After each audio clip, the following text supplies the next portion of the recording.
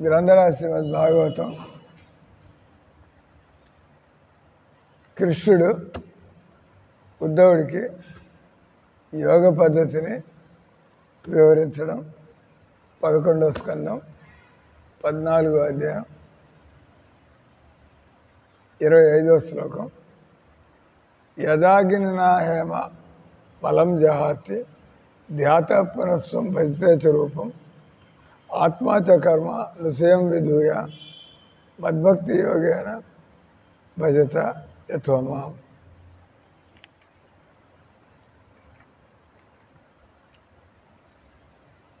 అగ్నిలో కరిగించిన బంగారం సమస్త మాలిన్యాన్ని పోగొట్టుకుని తన నిర్మల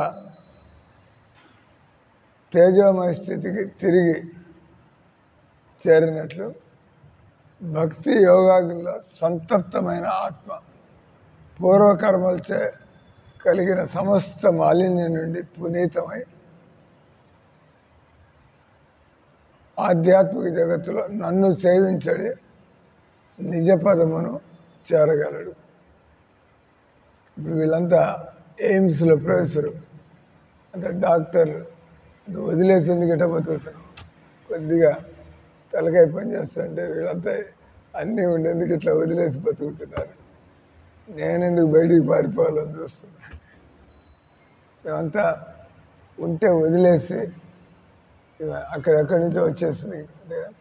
శ్యామలమ్మ, నాకు భగవంతుడి సేవ కావాలి, భగవంతుడి సేవ కావాలి. ఇక బయటికి వెళ్ళిపోయి వాడాడు పనికి మానాళ్ళ దగ్గర పని చేసుకుంటా, నాకు డబ్బులు సంపాదించుకుని సరిపోక ఇక్కడ ఇదే చదువుతున్నాడు. ఆధ్యాత్మిక జగత్తులో నన్ను సేవించడి నిజ పదమును తిరిగి చేరగలరు. అంటే ఇక్కడ పాయింట్ వచ్చి, మీరు కోట్లు సంపాదించండి, మీ మొహం మీద మాత్రం ఆనందం అనేది దొరికే అవకాశం లేదు. ఆనందం కావాలంటే మనం ఎంత లోతుగా, మనం ఆధ్యాత్మిక ఎంత ఎదిగితే మనకి భజనలో అంత ఆనందం కలుగుతుంది. తెలియగల వాళ్ళు ఏం చేస్తారు, ఏదో బతకడానికి అంత చిన్న ఏర్పాటు చేసుకుని, మేము చేసుకుందండి ఇక్కడ, ఏదో బతకడానికి అంత చిన్న ఏర్పాటు చేసుకుని బస్ మనం భజనలో పడున్నాం. భగవంతుని ఇష్టం, మేము ఏ చిన్న ఏర్పాటుతో మేము సాటిస్ఫైడ్. ఆయన కూడా భగవంతుడు పెద్ద పెద్ద సౌకర్యాలు ఇస్తున్న ఆల్రెడీ. భగవంతుడు ఇస్తే మనం చెడిపోం. భగవంతుడు ఇస్తే అడగకుండా భగవంతుడు ఇస్తే మనం వద్దనకూడదు. ఇప్పుడు డాక్టర్ శ్రీనివాస్ ఆయన ఇంకో కొత్త ఇన్నోవా బండి తెచ్చి I want gift it to the temple అంటారు. మాకొద్దు సరే వైషుడేస్తే నేను అడగను, కానీ నేను అంతా నీకు బుద్ధి పుట్టి. సో భక్తులకి భగవంతుడు ఎవరెవరికి బుద్ధి పుట్టిస్తూ ఉంటాడు. భగవంతుడు మనం భక్తిని గట్టిగా పట్టుకుంటే అంటాడు,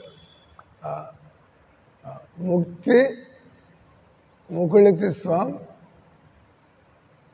ఎవరైతే భక్తి పథాన్ని గట్టిగా పడినాడు అటువంటి వాళ్ళకి ముక్తిదేవి కూడా, ముక్తి మామూలుగా కోరికల నుంచి బయటపడాలంటే మన వల్ల అయ్యే పని కాదు. ఎన్ని జన్మలు అనుభవాలు, ప్రయత్నాలు, భక్తి, ఆ తర్వాత ముక్తి అంటే కోరిక లేని స్థితికి చేరడం. నో మెటీరియల్ డిజైర్స్, ప్రశాంతంగా రోజంతా దేవుడికి ఏం సేవలు చేయాలి, ఆరోగ్యంగా ఉంటారు. ఎంత ఆధ్యాత్మిక స్థితిలో ఉంటే అంత మన దగ్గరికి రోగాలు వచ్చే అవకాశం ఉండదు. తప్పుడు ఆలోచనలతో, తప్పుడు అలవాట్లు, దాంతో రోగాలు. మీరు ఏదో అంత ప్రసాదం తినేసి రోజంతా కృష్ణుడి సేవల్లో ఉంటే తెల్లవారుజాములు వేస్తే రోగాలు ఎక్కడి నుంచి వస్తాయి? అవకాశం. మీరు పూర్వజన్మలో చేసిన కర్మల వల్ల మీకు రోగాలు, దుర్ఘటనలు ఇవి రాసిపెట్టినా కూడా అవన్నీ కూడా కట్ భక్తి యోగంతో ప్రారంధ కర్మలు, సంచిత కర్మలు అంటే కూటస్థ కర్మలు, సంచిత కర్మలు, ప్రారబ్ధ కర్మలు. ప్రారబ్ధ కర్మలు అంటే అనుభవించాల్సినటువంటి కర్మ నీ ప్రారంభంలో, అంటే నీ ప్రారంభంలో ఎట్లా ఉంది అంటే అనుభవించేటువంటి, మనం వద్దనుకున్నా కూడా బలవంతంగా, అది అనారోగ్యం కావచ్చు, దరిద్రం కావచ్చు, కోర్టు కేసులు కావచ్చు, పోలీస్ స్టేషన్లు కావచ్చు, మనం మోసపోవడం కావచ్చు, ఇవన్నీ మన కర్మలే కదా. అంటే ప్రారబ్ధ కర్మలు. ప్రారబ్ధ కర్మలు అంటే మనం చేసుకున్న కర్మలకి మనం అనుభవించాలి. తర్వాత సంచిత కర్మలు. సంచిత కర్మలు అంటే ఇంకా టైం రాలేదు, మీరు మామిడి మొక్క వేసుకున్నారు, మామిడి పళ్ళు కావాలి, కానీ ఇంకా టైం రాలేదు. మొక్క వేసి సంవత్సరం అయింది, 2 ఏళ్ళు అయింది, 3 ఏళ్ళు అయింది, అది కాపుకి వచ్చేది 5 ఏళ్ళు అయితే వెయిట్. సంచిత కర్మలు అంటే అవి మనం అనుభవించాలా, మనం చేసిన కర్మలు, కానీ ఇంకా దానికి టైం రాలా, అది వెయిట్ చేయాలి. అదే ఈరోజు బాగానే ఉన్నాం, మన కర్మలు పడినా అంటే రేపు సడన్గా టక్కని యాక్సిడెంట్, టక్కని బాత్రూంలో పడిపోయి ఎముకలు ఇరిగి, ఇప్పుడు దాకా బాగానే ఉన్నాం, నెక్స్ట్ డే. ఎందుకంటే సంచిత కర్మలు ఎదురు చూస్తున్నాయి, ఇప్పుడు అనుభవిస్తున్నటువంటిది. మనకి హాస్పిటల్లో బెడ్ మీద పడి ఉన్నాము, మనం ఆరోగ్యం సరిగ్గా లేదు, నేను కూడా అనుభవిస్తున్నాం ఇప్పుడు. సంచిత కర్మలు అంటే బాగానే ఉన్నాం, కానీ పరిస్థితి మారిపోతుంది. ఆ సంచిత కర్మలు ప్రారంభానికి పండాయంటే టక్కనే జీవితంలో పెను మార్పులు వచ్చేస్తాయి. అప్రారబ్ధం ఫలం పాపం, కూటం బీజం ఫలోన్ముఖం. మనం చేసే కర్మలు బీజ అవస్థలో ఉన్నాయి,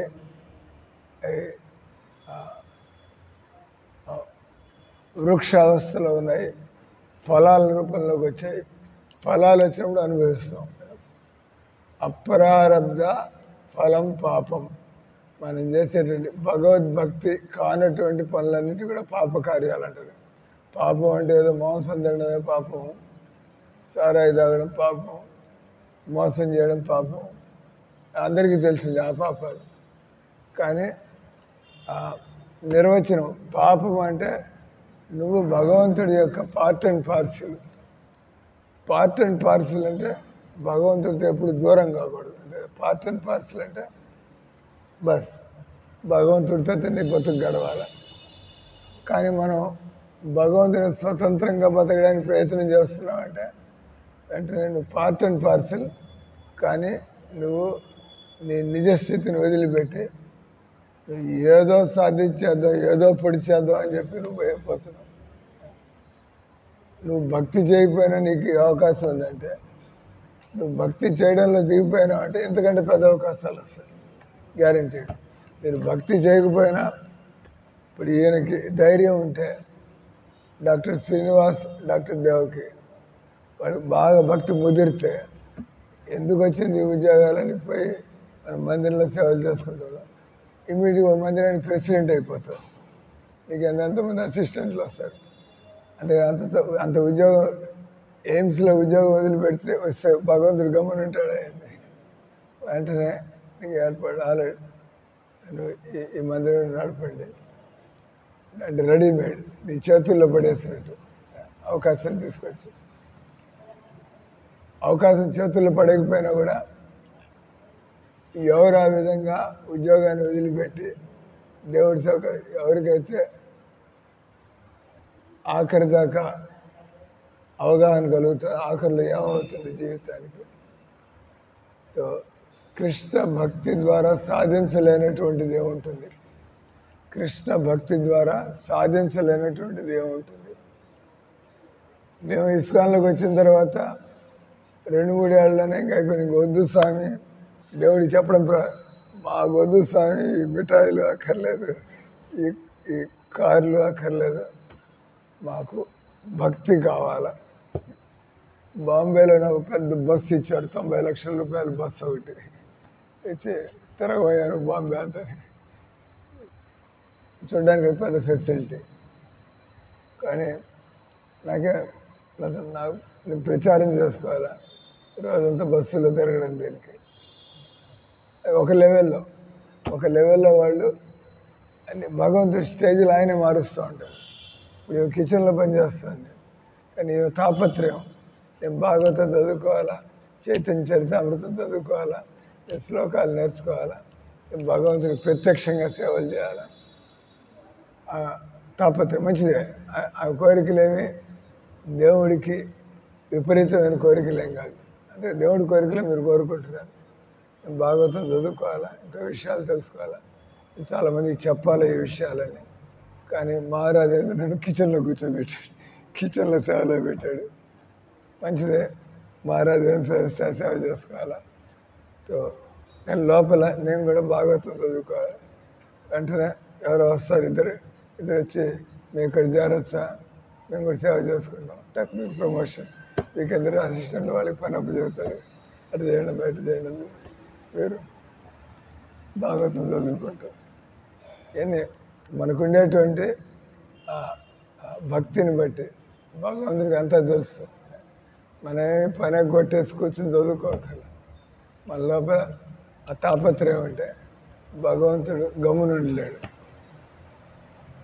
సో ప్రభుపాదికి ఎన్నో కోరికలు ఉన్నాయి.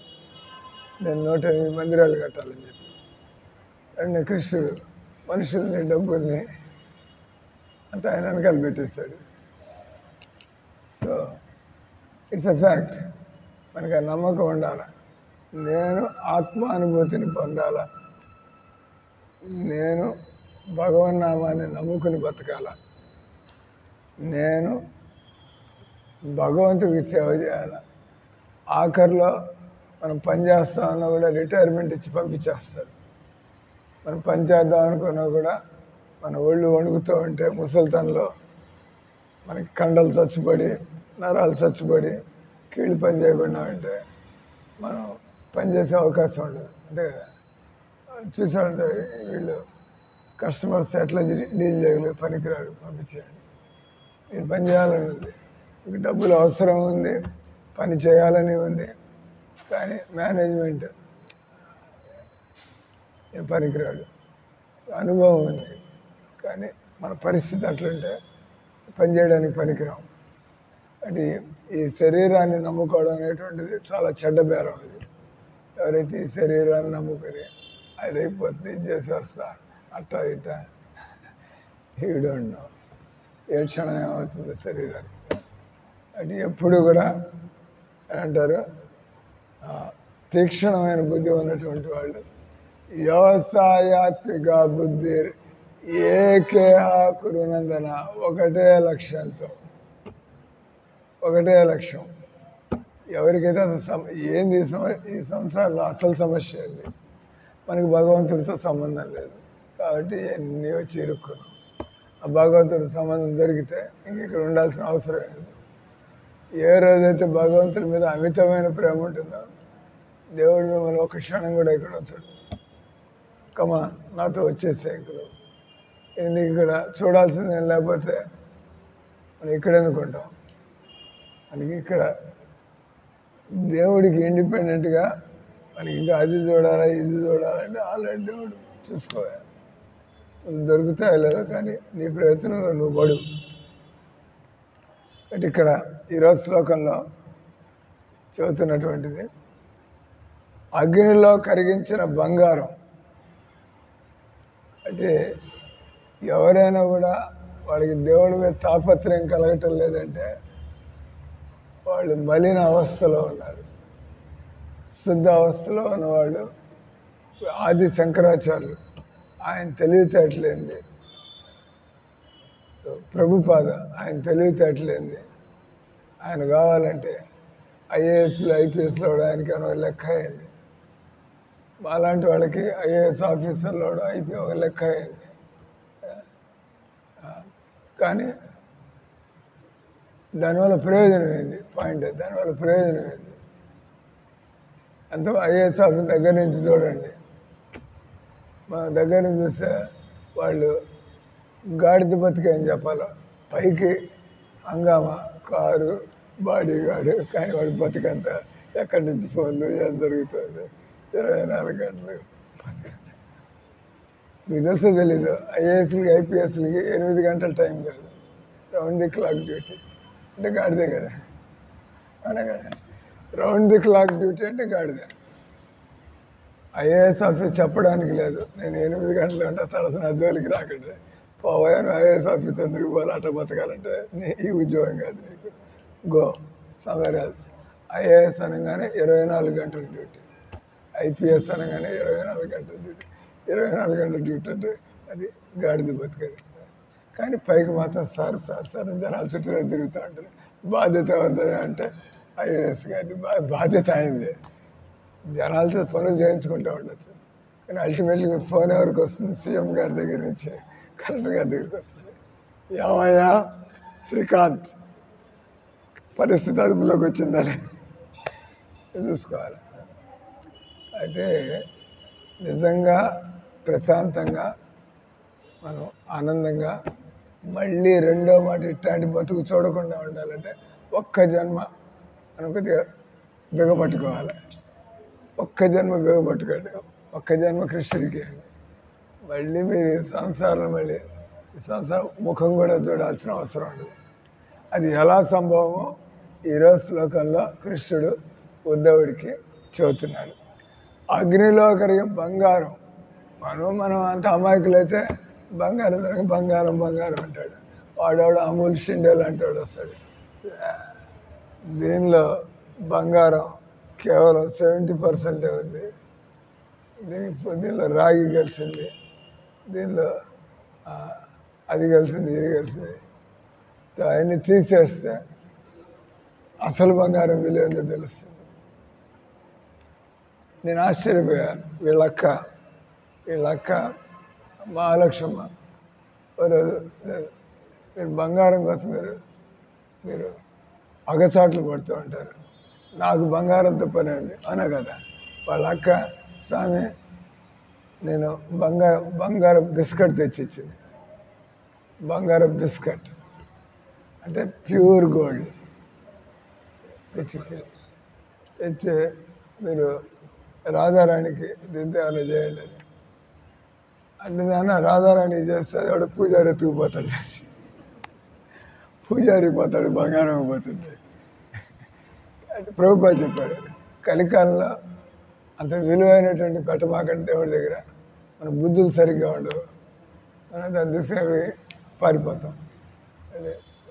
కాబట్టి ఆ పాప ఆమె మాత్రం మనం బంగారం పెట్టుకుంటున్నాం, నేను రాధమ్మకి నేను బంగారం చేసిన ఆభరణం చేయించాలా, అందుకని just pure biscuit, silver brick అంటారు.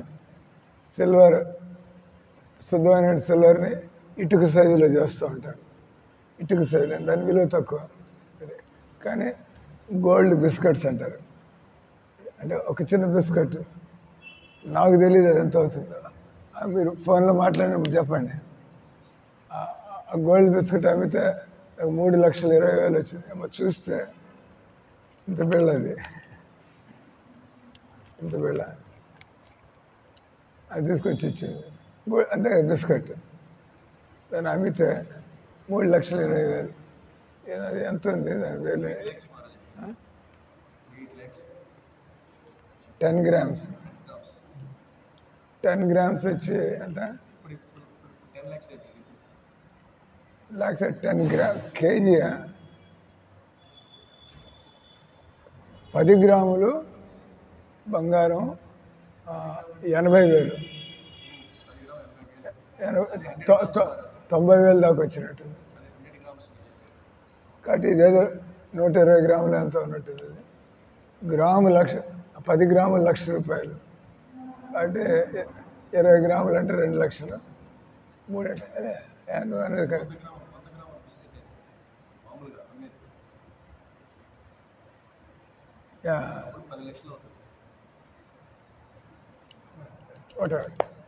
పాయింట్ వచ్చి మనం భగవద్భక్తిలో మనం పూర్తిగా వచ్చేసినట్లయితే సిద్ధులు మనం ఏమి కోరుకోకపోయినా కూడా మనసులో ఏదైనా వస్తూ ఉంటే భగవంతుడు వీడు నా సేవ కోసం అది కావాలి ఇది కావాలనుకుంటాడు, చక్కనే వచ్చి పడుతూ ఉంటాడు. అంటే భక్తులకి వాళ్ళు అనుభవించాలంటే కోరిక ఉండదు, తెలియగల వాళ్ళు భక్తులు. మీరు ఒంటి మీద బంగారం పెట్టుకుంటే ఏముంది, ఎవడో వచ్చి చైన్ స్నాచ్ చేసిపోతాడు, అది పోయింది, మీ గొంతు కూడా కోసేస్తుంది. వాడాడు మోటార్ సైకిల్ వస్తాడు, వెళ్ళిపోతాడు. పోలీస్ కేసులు అంతా మీ గొంతు కట్ అయింది, బంగారం పోయింది. అంటే భక్తులు చాలా కృష్ణ భక్త బడా చతుర్. కృష్ణ భక్తులు ఒంటి మీద ఏం పెట్టుకోరు, వాళ్ళు చక్కటి ప్రసాదం, దేవుడికి నైవేద్యం పెట్టిన రుచికరమైన ప్రసాదం, అదొక్కటే భక్తులు అనుభవించేది. మిగతాదంతా కూడా దేవుడు దేవుడు దేవుడు దేవుడికి ఏం చేయాలని చూస్తూ ఉంటారు. అంటే మనకు అటువంటి ఆలోచనలు రావటం లేదు అంటే మన మనస్సు కలుషితమైంది. శుద్ధమైనటువంటి ఆత్మకి ఈ సంసారపు ఆలోచనలు రావు, ఎప్పుడు భగవంతుడికి ఏం చేయాలని ఆలోచిస్తూ ఉంటారు. అంటే ఇక్కడ బంగారంలో మీరు తళుకు బంగారం కూడా ఉంటుంది, రాతి బంగారం అంటారు. రాతి బంగారం అంటే చూడడానికి బంగారంలాగా ఉంటుంది, దానికి విలువ ఉండదు. తర్వాత మీకు ఇంకా తెలుసు ఆర్టిఫిషియల్ గోల్డ్ అంటారు, అదొక రకమైన బంగారం. రాతి బంగారం అంటే ప్రకృతిలో సహజంగా మనకి కనబడుతుంది, బంగారంలాగా ఉంటుంది, కానీ రాయేది ఏమి దానిలో ఏమి ఉండదు బంగారం. Coloured stone. తర్వాత నకిలీ బంగారం. నకిలీ బంగారం అంటే రోల్డ్ గోల్డ్, దానిపైన కోటింగ్ వేస్తారు, కానీ లోపలంతా కూడా అది మామూలు మెటలే, పైన మాత్రం రోల్డ్ గోల్డ్. ఈ రకంగా మనం మోసపోవచ్చు, కానీ దాన్ని కరిగించామంటే మొత్తం వేరైపోతుంది. ఒక టెంపరేచర్లో బంగారం అటు కరిగిపోయి పక్కకు వచ్చేస్తుంది, ఈ చెత్త అంతా మిగిలిపోతుంది. అప్పుడు తెలుస్తుంది మీరు మోసపోయారు, నేను ఇంత బంగారం మీ దగ్గర 30 గ్రాములు 2 సవర్లు బంగారం అనుకున్నాను, కానీ అసలు దీనిలో నిజంగా బంగారం ఉండేది ఇన్ని గ్రాములే మళ్ళీ తెలియపోతాడు.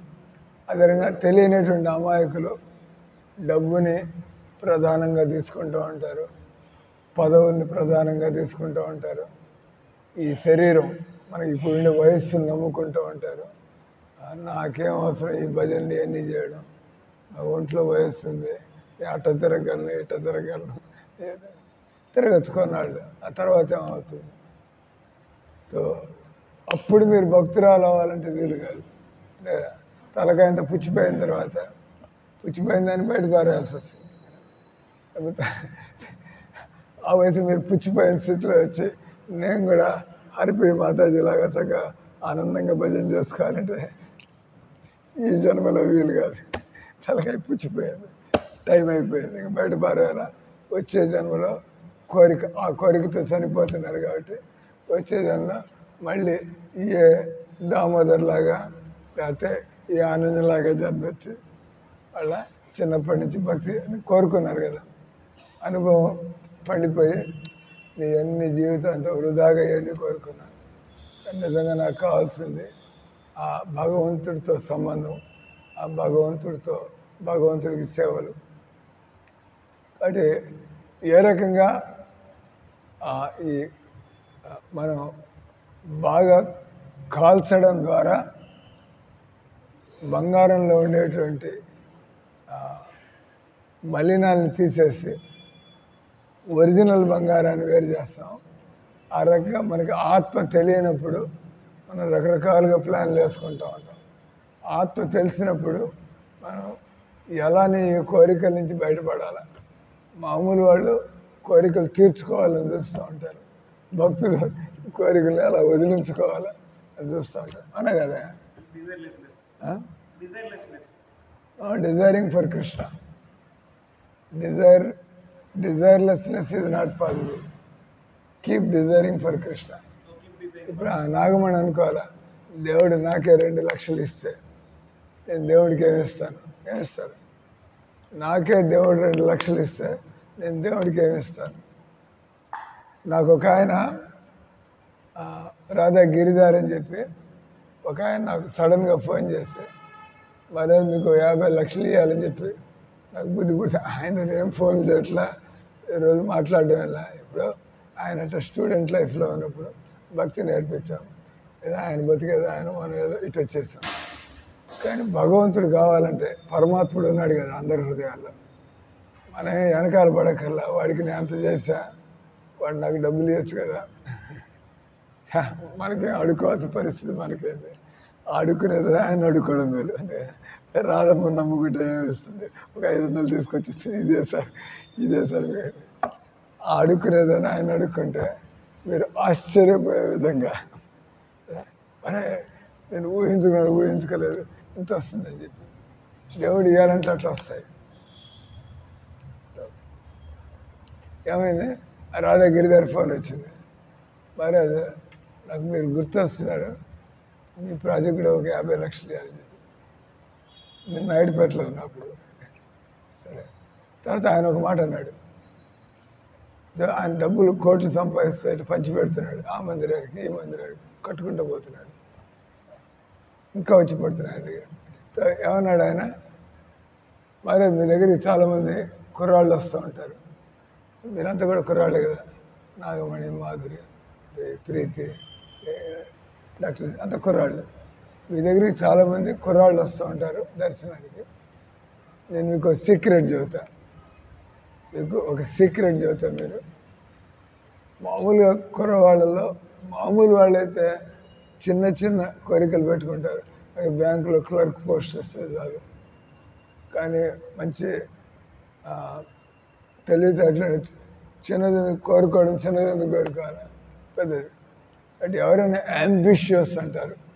యాంబిషియస్ అంటే జీవితంలో నేను 2 చేతులు ఎడాపెడా డబ్బులు సంపాదించి అటు జరిగితే అంటే మామూలుగా మీరు కొద్దిగా సంపాదించుకోవాలని మీరు ఆలోచన కొద్దిగా ఎడాపెడా ఎందుకు సంపాదించకూడదు అనుకోవచ్చు.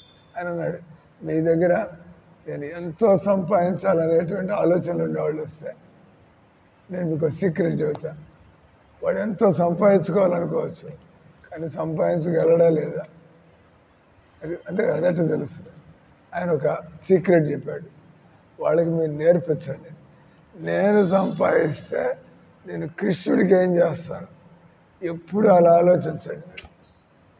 మీకు ఆ సీక్రెట్ ఈరోజు చెప్పేసా, నాగమణి, నేను సంపాదిస్తే కృష్ణుడికి ఏం చేస్తాను అట్లా ఆలోచించాలి. నేను కృష్ణుడికి ఏం చేయాలి, నేను కృష్ణుడికి అట్లా ఆలోచిస్తా అంటే ఇంకా దేవుడు కథలు రావాల్సి వస్తుంది. పాపం నాకోసం అది ఇది చేస్తా అంటాడు అని ఇచ్చి చూస్తాడు. నిజంగా ఇచ్చిన తర్వాత దేవుడు ఎందుకులే, ఆయన దగ్గర చాలానే ఉంది, ఆయనకి ఏమైనా కావాలైంది పోతూ ఉండొచ్చు. నేను మోసగాడి అయితే అదే చేస్తాను ఇచ్చేదాకా. ఒకడెవడో బిల్డింగ్ పైనుంచి కింద పడుతున్నాడు, దేవుడు గుర్తొచ్చాడు. దేవుడు అని బతికి బయటపడ్డాడంటే నా బతికంతా మీ సేవ చేసుకుంటా అన్నాడు. ఆయన చాలా తమాషాగా నేల మీద పడకుండా ఆయన చక్కగా అక్కడ ఇసుక కుప్పు ఉంటే దాని మీద పడ్డాడు, కాళ్ళు చేతులు ఎరగల. ఆయన దేవుడు కాపాడాడు. ముందర అనుకున్నాడు, దేవుడన్నా ఎముకలు ఎరగకుండా చూడండి, నేను మీ సేవ చేసుకుంటాను. దేవుడు సరే అవకాశం ఇచ్చి చూద్దాం అని చెప్పి దేవుడు ఏం చేశాడు, ఆయన కింద పడేప్పుడు ఆయన ఇసుక దిబ్బ మీద పడ్డాడు. ఇసుక అంటే మెత్తగా ఉండేది, ఏం కాల. కానీ ఏమనుకుంటాడు, బై ఛాన్స్ నేను ఇసుక దేవుడికి ప్రార్థన చేస్తే కాపాడాడు. ఇప్పుడేమంటాడు, కింద పడింది బై ఛాన్స్ అంట. దేవుడి దాకా అవసరమే రాలేదు, నేను బై ఛాన్స్ ఇసుకలో పడ్డాను అంటే మోసగాడు. దేవుడు కాపాడితే దాన్ని పక్కన పారేసి బై ఛాన్స్ అంటే నేను కాపాడడం జరిగింది. సో మనం ఆ రకంగా అతి తెలివితేటలు ఉపయోగించకుండా జీవితంలో ఎప్పుడు మనం చక్కగా దేవుడిని గట్టిగా నమ్ముకొని మనం జీవితంలో ఎప్పుడు కూడా నేను దేవుడికి ఏం చేయాలా, ఏమీ తగ్గేదేం లేదు. మనం దేవుడికి చేసేవాళ్ళకి తగ్గేదేం లేదు. దేవుడికి ఇచ్చింది ఎలా ప్రతిఫలం లేకుండా ఉంటుంది, దేవుడికి ఇచ్చింది ఎలా తక్కువ ఫలితాన్ని ఇస్తుంది, ఎక్కువ ఫలితం వస్తుంది.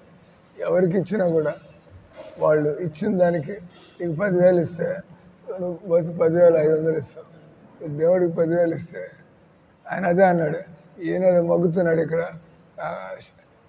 స్టేట్ హాస్పిటల్లో డాక్టర్గా పనిచేస్తావు, టక్కన దేవుడు తీసుకెళ్ళి నీకు బెస్ట్ జాబ్లో పడేసాడు తీసుకోవాలి. ఆల్ ఇండియా ఇన్స్టిట్యూట్, అంతకంటే పెద్ద జాబ్ ఏంటి, అయిపోయింది ఒక దెబ్బకి. ఏ డాక్టర్ అయినా కావచ్చు, కానీ వాళ్ళకి ఎందుకు రాలే అవకాశం, నీకెందుకు వచ్చింది? నమ్మకం. ఆ నమ్మకం కార్యాచరణ.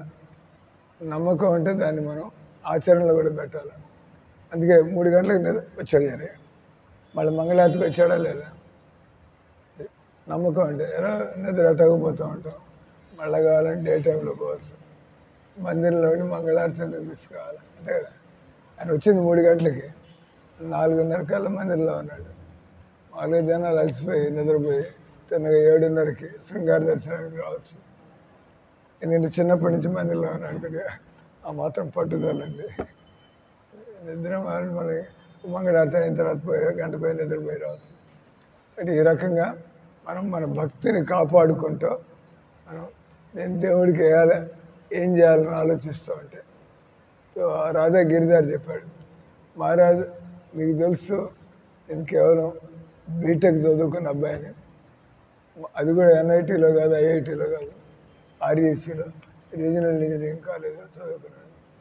కానీ నేను ఆయనకి కృష్ణుని పరిచయం చేశాను. ఇంకా ఆయన దాన్ని గట్టిగా చేస్తూ ఆయన ఒక సామాన్యమైనటువంటి మిడిల్ క్లాస్ కుటుంబంలో పుట్టి అంత గట్టిగా భక్తి చేస్తుంటే ఏమైందో తెలుసా, పెద్ద కుటుంబం, దాన్ని ఏమంటారు మీరు, భారతదేశం డబ్బున్న కుటుంబాలు ఒకటి.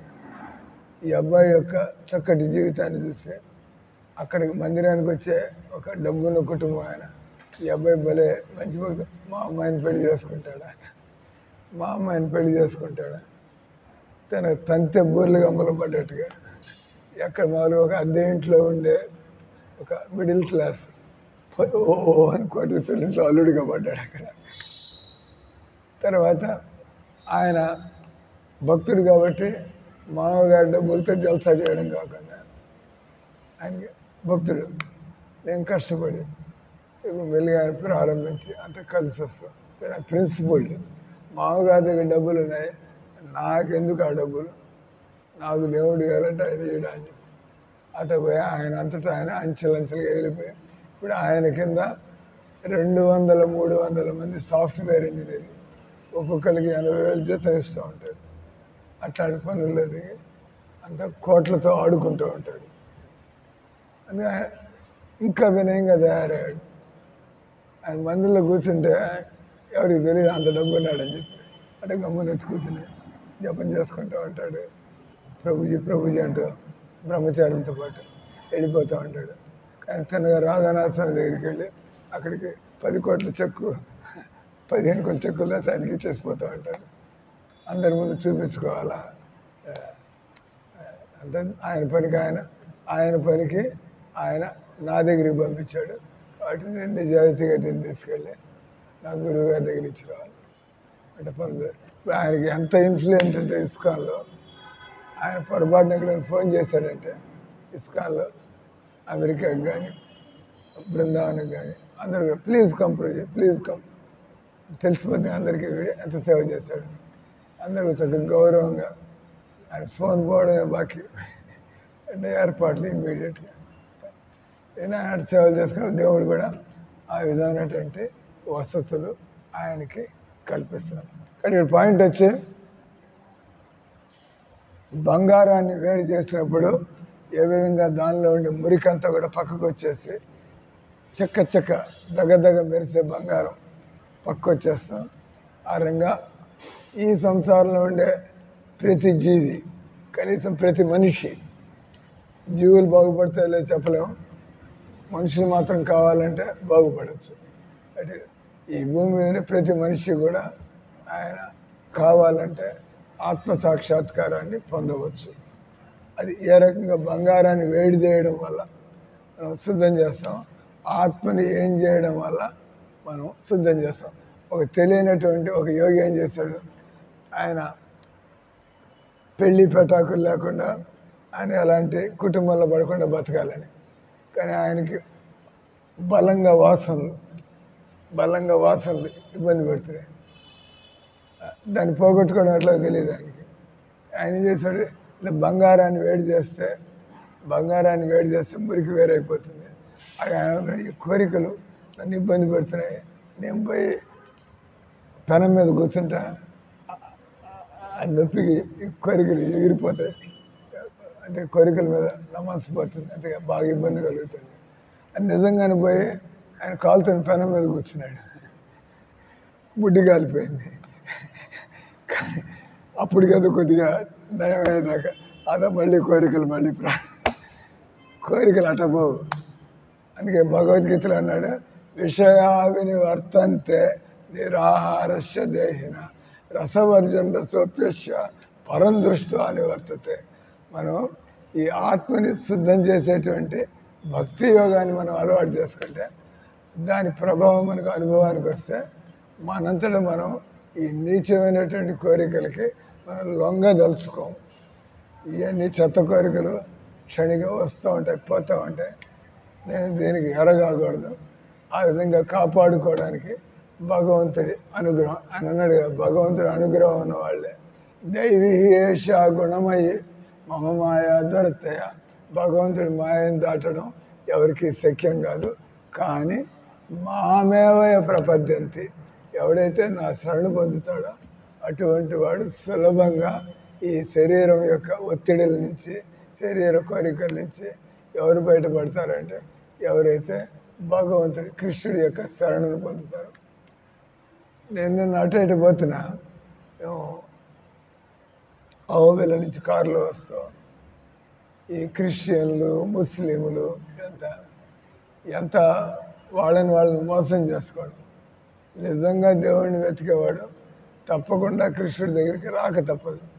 నేను ముస్లింని కాదు, నేను క్రిస్టియన్ని కాదు, కాబట్టి నేను డబ్బు కక్కుర్తిపడి మతం మార్పిడి ఎందుకు చేయాలా, దానివల్ల నాకు నరకంలో ఏం గతి పడుతుంది. పాపం వాళ్ళు నమ్ముకుని వస్తారు, నువ్వు వాళ్ళకి ఏదో ఉద్ధరించడానికి వాళ్ళని మత మార్పిడి చేయట్లే. 10 మంది హిందువుల్ని మనం క్రిస్టియన్గా చేస్తే నాకు అమెరికా పోవడానికి ఒక ట్రిప్ వస్తుంది, లేదా నాకు ఒక మతం మారిస్తే ఒక్కొక్కడి నుంచి నాకు 50,000 అక్కడి నుంచి. ఎందుకంటే భారతదేశాన్ని నాశనం చేయాలని బయట శక్తులన్నీ కూడా ప్రయత్నం చేస్తున్నాయి. ఇక్కడ భక్తి యోగ అగ్ని, కాబట్టి భగవన్నామాన్ని కూడా నామాగ్ని అంటారు. నామాగ్ని అంటే మనలో ఉండేటువంటి నీచమైనటువంటి ఆలోచనలు పోవాలంటే వేరే మార్గం లేదు. మనం ఎంత నామాన్ని ఎంత శ్రద్ధగా, ఎంత ఎక్కువగా జపం చేస్తుంటే అంత తొందరగా మనకు వద్దనుకునేటువంటి ఆలోచనల నుంచి మనం బయటికి రాగలుగుతాం. రెండోది, మనం ఈ నామాగ్నే కాదు, నామామృతం అన్నాడు కదా, నామామృతం కదా. నామామృతం అంటే మనకి భగవన్నామని జపం చేస్తూ ఉంటే మనకి భగవంతుడితో సంబంధం కలుగుతుంది.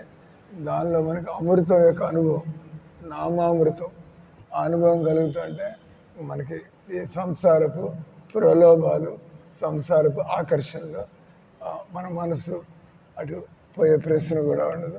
కాబట్టి దాని నామ అగ్ని, నామామృతం, తర్వాత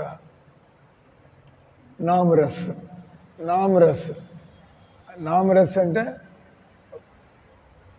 జీవితాన్ని మనం పవిత్రం చేసుకోవడానికి రకరకాల పద్ధతులు ఉన్నాయి. కానీ నామరస్ ఎరంగా బత్తాయి రసం. ఇప్పుడు ఇక్కడ మీ అందరికీ 2 నిమిషాల్లో మీ అందరికీ పనస్తాను. మామూలుగా పనసకాయ ఇస్తే నా వల్ల ఏమవుతుంది సార్, ఎంత కోసి పీకి లాగి, దాని పీచు ఉంటుంది, దానిలో కండు ఉంటుంది, బుళ్ళ తొక్కు ఉంటుంది, గింజలు ఉంటాయి, పాలు కారుతూ ఉంటాయి, అంత బంక తయారవుతుంది. కానీ ఎవరినంటే తీసి పెడితే మీకు దానిలో గింజ కూడా లేకుండా తినడం ఇంకా గుట్టకాయ స్వాహ తింటూ ఉండడు. ఆ రకంగా నామరస్ మన జీవితంలో పవిత్రమైతే కానీ మనకి ఆధ్యాత్మిక రసం మనకి దొరకదు. కానీ నామరసం ఎవరైతే నామాన్ని గ్రోలుతూ ఉంటారో అటువంటి వాళ్ళు మనం ఇంక వేరే తపస్సు చేయకర్లా, వేరే యోగా చేయకర్లా, మనం వేరే అధ్యయనాలు చేయకర్లా, మనం వేరే విధమైన యాత్రలు ఇవన్నీ కూడా చేయకర్లా. మీరు భగవన్నామం పట్టుకుని కూర్చుంటే ఎక్కడ దొరకాల్సింది మీ దగ్గరికి వచ్చి మీకు కదా మన యాత్రలన్నీ తిరిగి వచ్చి ఆయన కూడా మనకి సుఖం కలగకపోతే లాభమైంది. మీరు ఏమి యాత్రలు చేయకపోవచ్చు, భగవన్నామం జపం చేస్తుంటే మీరు సుఖంగా ఉంటాయి. ఇంక యాత్ర అంతేగా అన్ని యాత్రలు చేసి ఒక ఆయన వాడు కాకరకాయని యాత్రలకు తీసుకుపోయాడు. అంటే అన్ని నదుల్లో గంగా నదిలో ఆ కాకరకాయని పెట్టాడు, ఆ తర్వాత యమునా నదిలో పెట్టాడు, ఆ తర్వాత కృష్ణవేణి నదిలో పెట్టాడు, ఆ తర్వాత నర్మదా నది పెట్టాడు. వచ్చిన తర్వాత ఆయన కూడా చేదుగానే ఉంటుంది. కాబట్టి ఆయన లోపలికి పోలా ఆ గంగ నీళ్ళు యమున నీళ్ళు అంటే అటపో లోపలికి పోయేది భగవన్నామం మాత్రమే. నీళ్ళన్నీ పైన కదా, నీళ్ళు తాగొచ్చు కొద్దిగా. కానీ ఏమేమి తాగుతారు మీరు? ఈ పాపాలు పోవాలంటే మీరు 2 ట్రక్కులుగా గంగ నీళ్ళు తాగాలి. 2 ట్రక్కులు నువ్వు ఎక్కడ తాగలవు, నువ్వు 2 బాటిల్ కూడా తాగలేవు. అంటే ఏది చేస్తే మనలో ఉండేటువంటి అంతులేని పాపాలు ఏది చేస్తే ఇవన్నీ కూడా ప్రక్షాళనం అవుతుంది, నిర్మూలన అవుతాయి. దానికి భగవన్నామం అనేటువంటిది. అందుకే దాన్ని అన్నారు నామరసం, నామ ఔషధి అని కూడా అన్నాడు చైతన్య మహాప్రభు. భగవన్నామం భవ ఔషధి.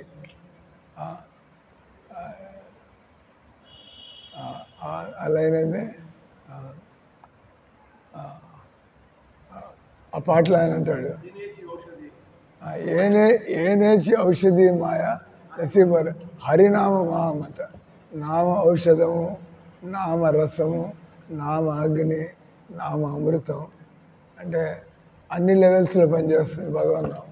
మళ్ళీ పాపాలు ఉంటే అగ్నిలాగా పనిచేస్తుంది. ఆ పాపాలు పోయిన తర్వాత మళ్ళీ నామరసం మనకి ఎంత సుఖంగా ఉంటుంది. ఇంకా ముందుకెళ్తే నామ అమృతం కదా. మనం బస్ మనం సిగ్గు లజ్జ ఇవన్నీ విడిచిపెట్టి మనం, ఎందుకంటే వాడికి అంత ఆనందం కలుగుతుంటే ఎవడేమనుకుంటే ఎంత తిక్కాళ్ళు అంత పిచ్చాళ్ళు వీళ్ళు ఎగతాళి చేస్తే నాకేం తేడా వస్తుంది, వాడంటే వీడంటే అంటే పనికి మాట్లాడలు ఎగతాళి చేస్తే మనకేం తేడా వస్తుంది.